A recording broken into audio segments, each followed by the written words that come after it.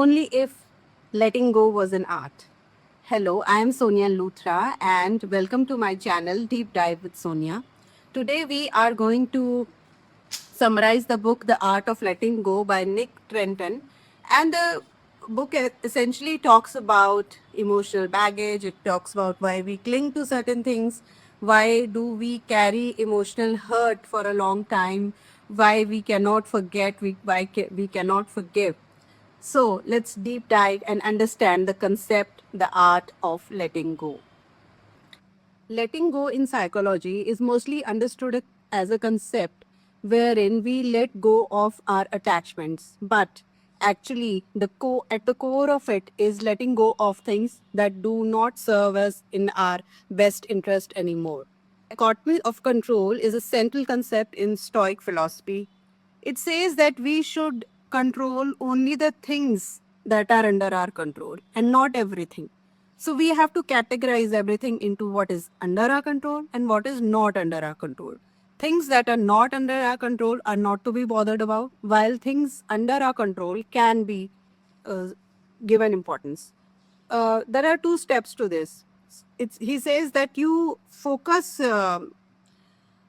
your present, your thought on what is under your control. And in the second step, you put a habit of letting go of things that are not under your control. For example, a student is studying for his exam. What he can focus on is how to, clear all the syllabus, how to plan and finish all the syllabus in time, how to plan revisions, and everything that is under his control. But what is not under his control is that how hard the exam is going to be, how hard other students are going to study. So he can only focus on things that he can control. And if he keeps worrying about things he cannot control, he will not be able to focus on things he can control. So he will not be able to put in his best for the exam. Similarly, there is another situation. Supposing you're going to your office and you're stuck in a traffic jam. So what happens? A person may get irritated, angry. At that time, you have to ask yourself, is it under my control? What is under your control? You can send a message to your office that you would be late because of this circumstance, but you cannot control the circumstance. So, non judgmental way of thinking is an important aspect. When we observe and recognize one's thoughts without attaching any labels to them, that is called the non judgmental way of thinking.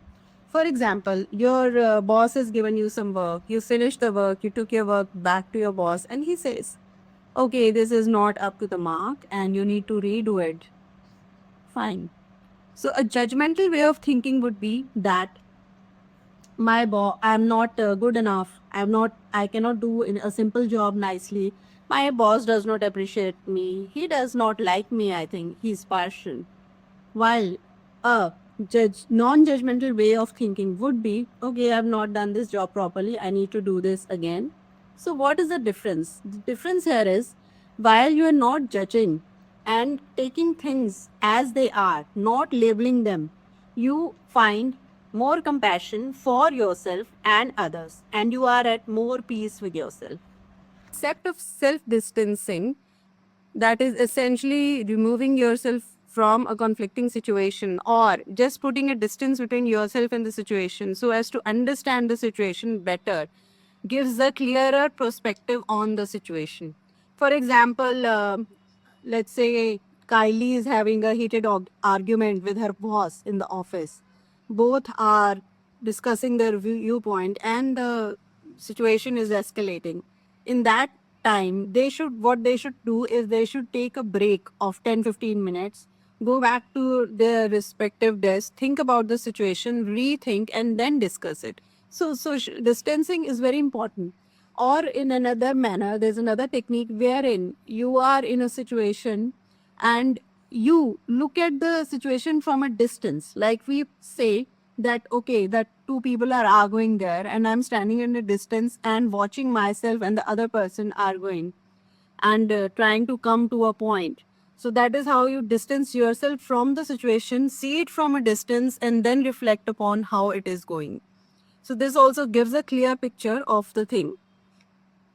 In the book The Art of Letting Go, the author Nick Trenton says there are big four baggages that we need to drop. The baggages are firstly past regrets and failures. Second baggage is the need for constant approval.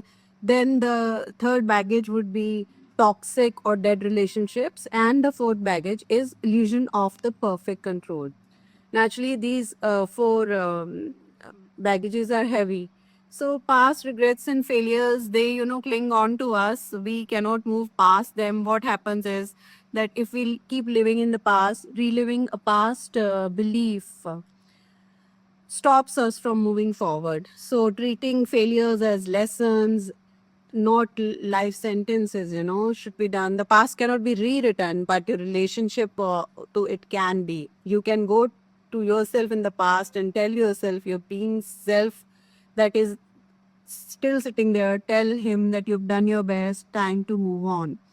Then there is a need for external approval. That means that you keep uh, asking others, people pleasing, and fearing what judgment they hold over you. This paralyzes your decision making. Toxic or dead relationships, they clinging to a broken relationship out of fear or loneliness simply blocks you from finding other authentic connections. What happens is that you had a bad experience in the past, so you tell yourself, no, this is not where I'm going again. So you will not find good friends or another partner in life again.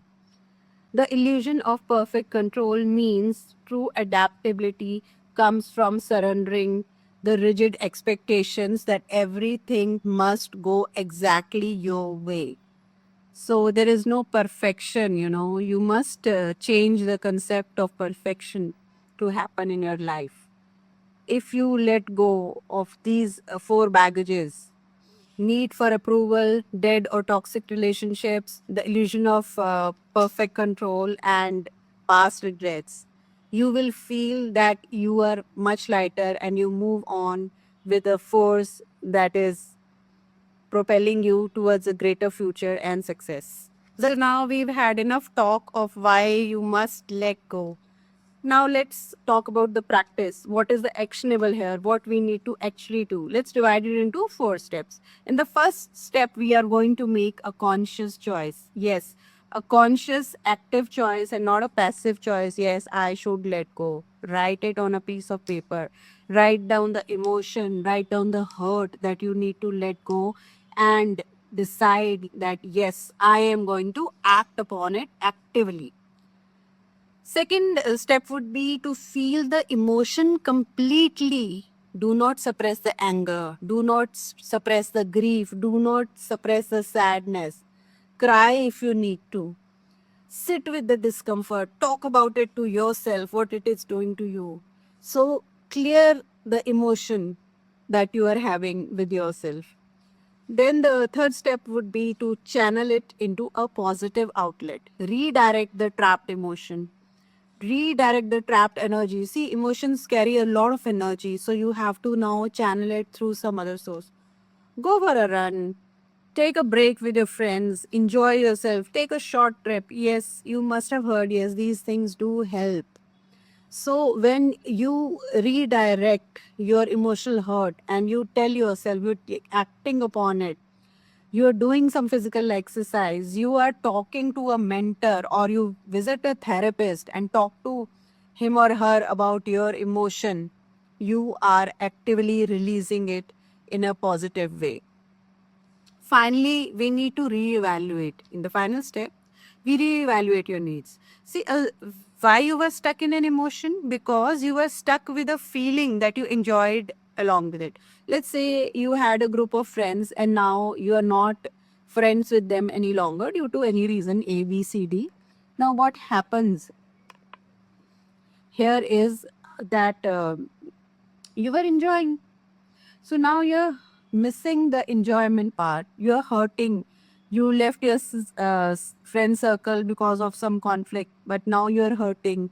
You're hurting because that feeling is not there anymore. The feeling of enjoyment, what you were doing at that time, that feeling has gone from your life.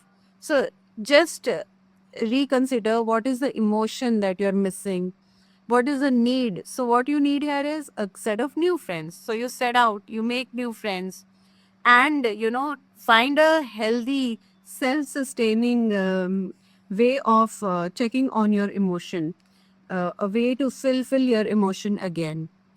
So what do we do in this case? Let's recap. We make a conscious choice. We feel the emotion completely. We channel it into a positive outlet, and then we re-evaluate your needs.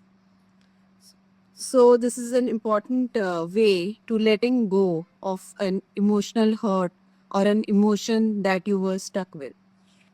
Finally, now you have let go. Okay, you have let go of the emotional hurt, of the attachment, or whatever was holding you back. You have let go. How do you feel? Imagine this, Kim. Imagine how is the feeling after letting go. Try to live that life. Just imagine how you're living that life if you do not have that attachment or that emotion in your life anymore. This is how you will seal the deal. So, my friends, if you liked my video, if you liked the summary, do comment and subscribe to my channel, because we deep dive into more self help books, and we also